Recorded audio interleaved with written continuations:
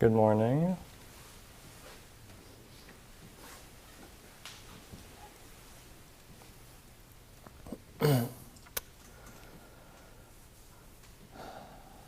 What's on my mind right now is that I feel the Dharma talk has happened today. It already has happened and it is happening. Those of us who were at the sharing circle this morning, that was the best Dharma talk. And I don't mean to say that as a way to avoid expressing myself, more so as a expression of my felt experience of the Sangha, the community, is me, is what I do and what I am. So the theme for the next 9 minutes or so is gratitude. I'm very grateful for truly fortunate circumstances to be here right now.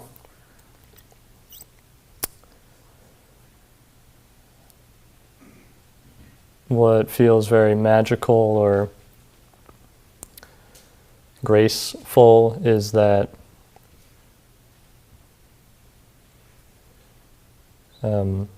without the inner critic saying this, I feel that I don't deserve recognition or celebration exactly. And yet, that's what the world is doing.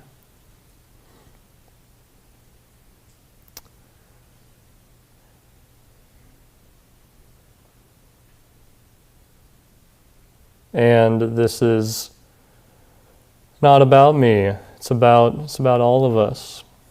This practice, coming together to reveal truth, to uncover beautiful water falling through our hands all together.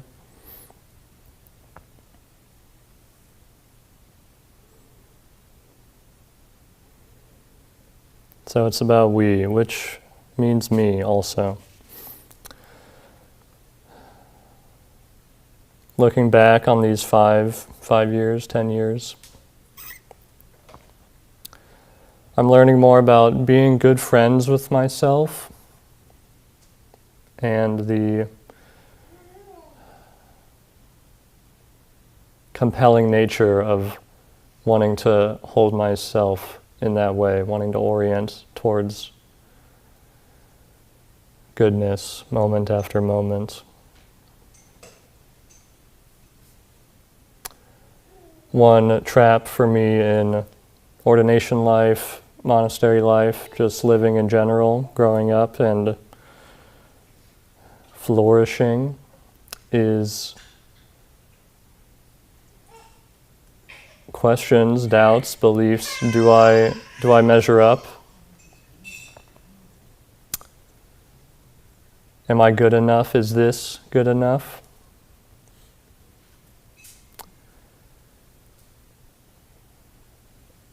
And it's not that those doubts, beliefs, investments in those beliefs are not relevant or not relevant. It's that they have, it feels direct. They have shown to me how they are on the surface, and what is below doubts, below beliefs, is love, is truth, cannot be stained.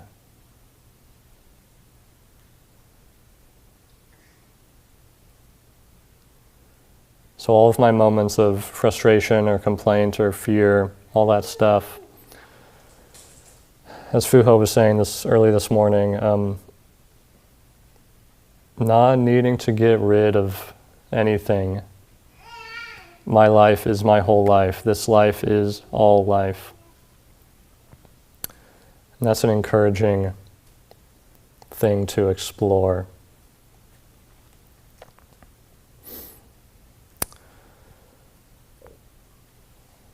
One thing I've been learning more and more about is that orienting to life and practice with the hand of forcing something to happen, it's not so helpful, but letting care and deep compassion be the guide. Because I am deep compassion.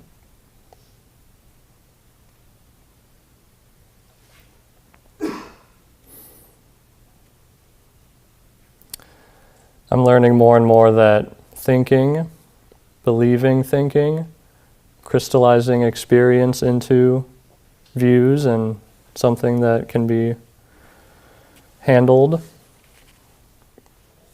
is not the enemy.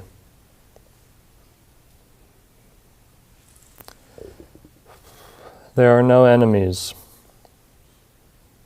I wrote down there are no enemies, and that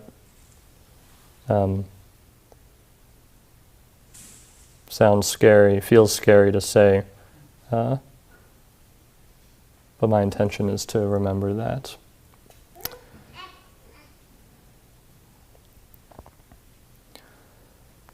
I'm learning more about how beautiful sympathetic joy is. How others flourishing is my flourishing.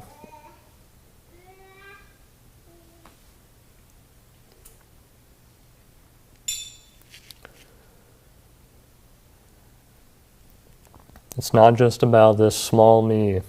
It's about everything.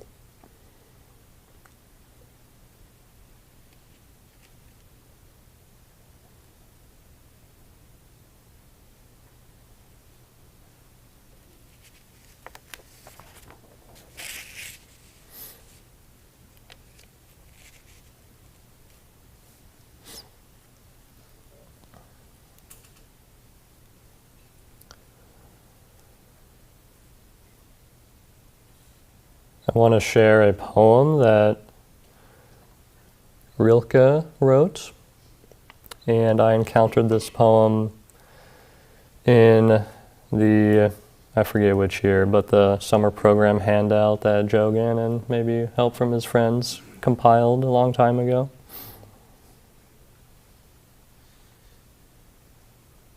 I didn't find it, it came to me.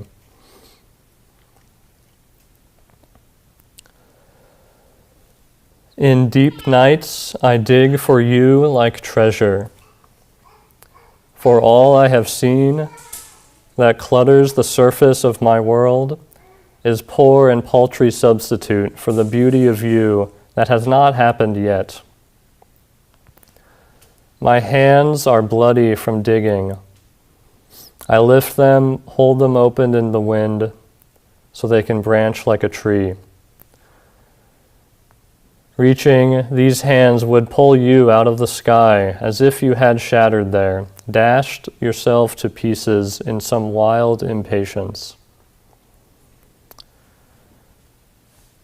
What is this I feel falling now, falling on this parched earth, softly, like a spring rain?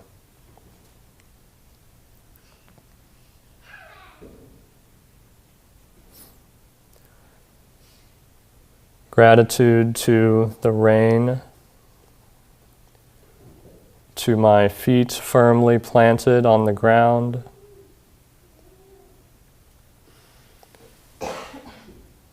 Gratitude to listening to the song of wisdom as all of you express yourselves with your voice or otherwise.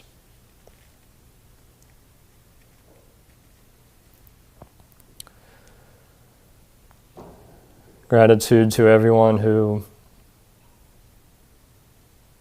gets involved in Great Vow Zen Monastery and ZCO and Dharma practice, practicing truth and goodness all over the world.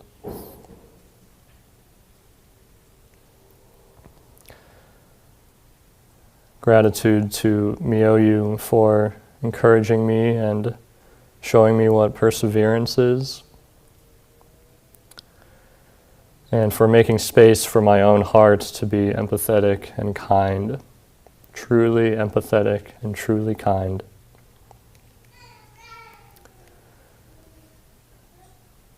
Gratitude to awakened ancestors, near and far, in all their forms.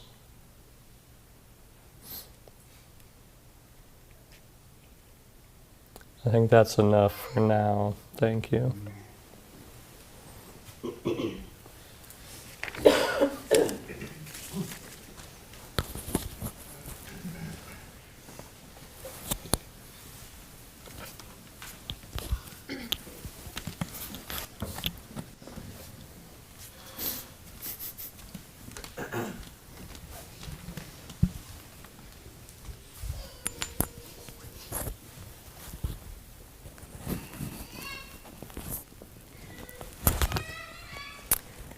I take refuge in the Buddha, I take refuge in the Dharma, and I take refuge in the Sangha.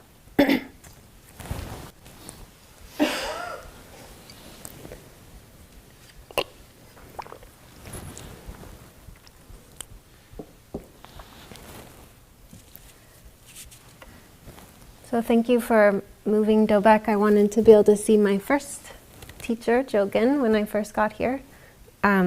Taught me, encouraged me to become the rain. Just continues to be a pivotal part of my practice life here. One of Onshin's vows was to represent the Zen lineage, and just in the process of doing the vows with Hogen and Chosen and Onshin next to me, I was recognizing that means we get to become more ourselves. So here we are, totally different people, Hogen and Chosen, totally different people, and wearing the robes and expressing this form in the way that feels most true to us. So instead of having this thought of like, oh, I shouldn't be expressing this way because it's supposed to look a particular way, I more and more feel grounded in being able to be who I am and let the forms flow through that. So as much as I have chafed against the Zen forms and practice and training here over the last 10 years, I have also grown to have a deep respect for them. The rhythms of this monastery, these particular dance steps. One of my first questions at a Shuso Hosan I attended at San Francisco Zen Center was, why can't we dance in the Zendo? And Hannah demonstrated last night during the question and answer that we are dancing, and we can.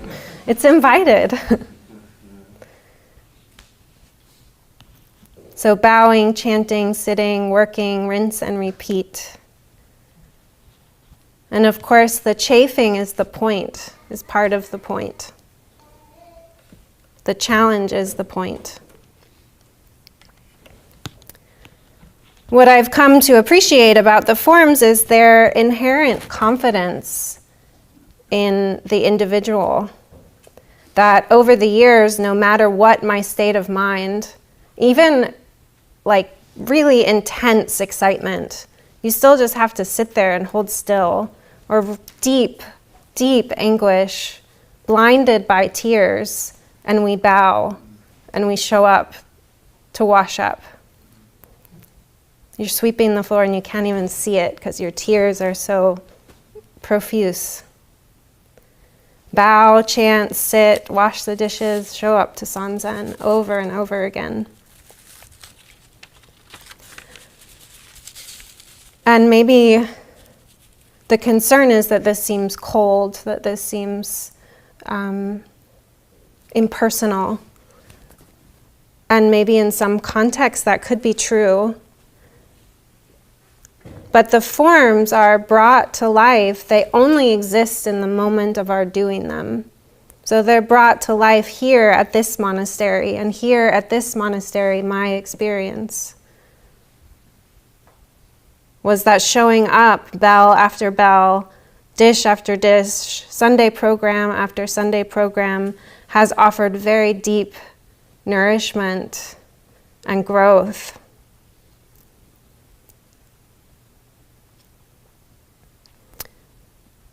Many years ago, I was at Evergreen State College, and a priest came from Tahoma Zen Monastery. He was practicing with Shodo Harada Roshi, who I did not know anything about at the time. But he said something like, as we get older, there's the possibility that our world becomes smaller and smaller, that we start to seek more and more comfort, and in that seeking, less willing to reach out and to take chances. And this statement was very disturbing to me. I really needed to look at that in my own life and how that was already happening. So at that point, I had practiced a little bit at San Francisco Zen Center and really was motivated to keep returning. I don't know who that person was. I wish I remembered their name. So meditation was one of the first things that I had ever done in my life that felt completely right. Despite sitting in that zendo in a lot of physical pain and a lot of mental pain, it was really hard, as you all know. Still, like underneath all of that challenge, it was exactly what I knew that I needed to do. It was most capable of meeting my doubt, meeting my confusion, most capable of offering an answer to how to live a life. It was the most transformative thing I had ever done. So like I said, I think it was my first session at San Francisco, ended with a Shuso Hosan. And I had no idea about anything Zen. I thought it was pretty odd. And so this demonstration, which is one of our most lively ceremonies in Zen, was pretty shocking. And I was really grateful to be there because the person who was the Shuso at the time, his name was Bernd. He was a very large German man who I found out later had practiced very thoroughly in theater for many years, so that might have been why his performance at the Shuso Hosan was like so wildly over the top. But I saw him doing that. I saw him leaping around and shouting and just being this. He seemed free in a way that I very much did not feel. He seemed able to respond in a way that I still long for.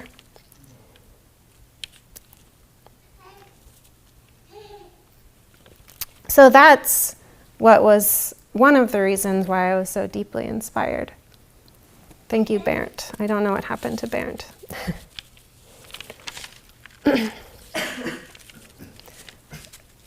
I left that session and did more art, felt more open than I had ever felt in my entire life. And then of course thought that all I had to do was like go to session once every 5 or 6 months, open up, come back, produce. And it was really disappointing when the second time I went, that was totally opposite experience.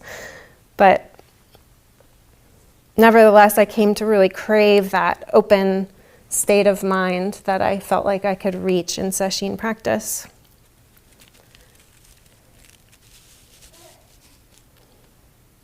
So as Chosen said, my first sesshin at Great Vow was Grasses and Trees in 2013.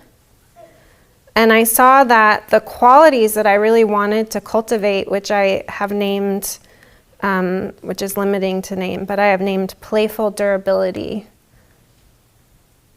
The qualities of playful durability were really present at this monastery. We were sitting into the night in the forest, having sanzen under trees. I found out at the end of sesshin that Soten had spent the week in a tree house for private retreat. And I was very inspired and really eager to return. I came back for Rohatsu sesshin, and that was when Kisei and Soten ordained, which was also really moving. They're basically exactly my age. We're like, all of us are only a few months apart. So I was in this place, 29, had no idea how to be or what I wanted to do, how to respond. And to see these people making this commitment was very transformative. I left that sesshin and had dreams about Hogen Roshi. He kept saying, "Where is the self? Look for it, find it."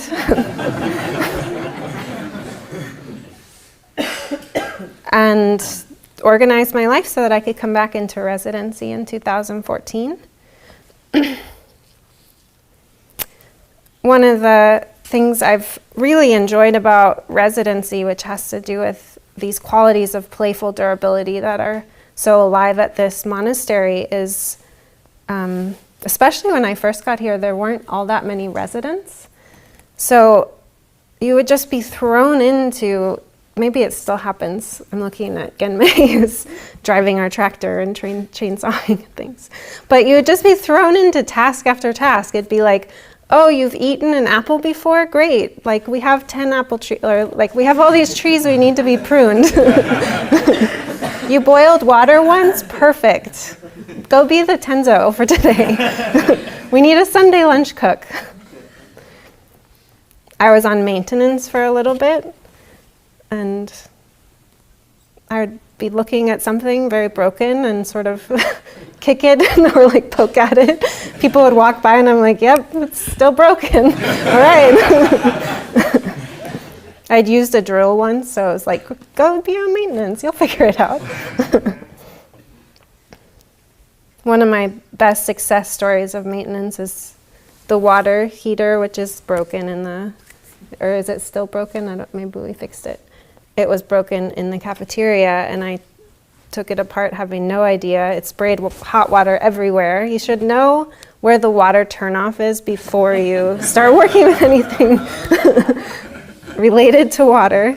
But when I put it back together, it worked, and I had not done anything. I just like opened it.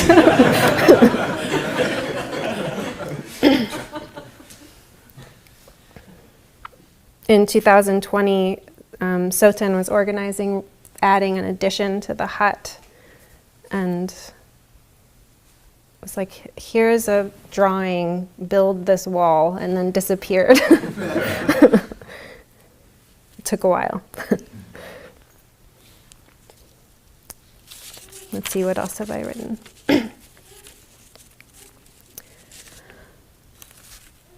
So playful durability, the ability to turn on a dime. What I've loved about living here is engaging with the community, engaging with the activity of a Zen monastery.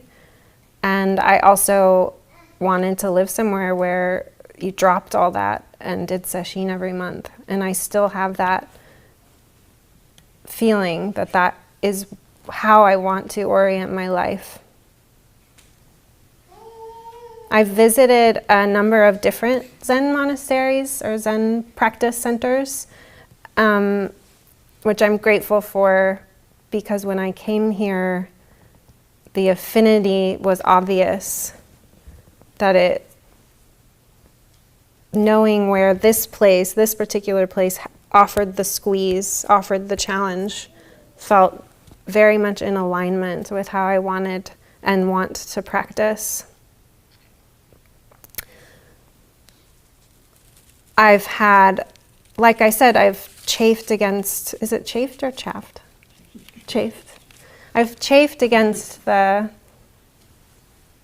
schedule, the outfits, the zendo being in lines. I mean, everything you could think of, I've created a problem and then backtracked and gone back and forth. I've had enormous amounts of doubt about my own practice, about the practice of everyone around me, complained about everything that you could possibly complain about here. But when I look back on the 10 years, I have no doubt. I have no regrets. And that is the place from which I can respond and make decisions about the future.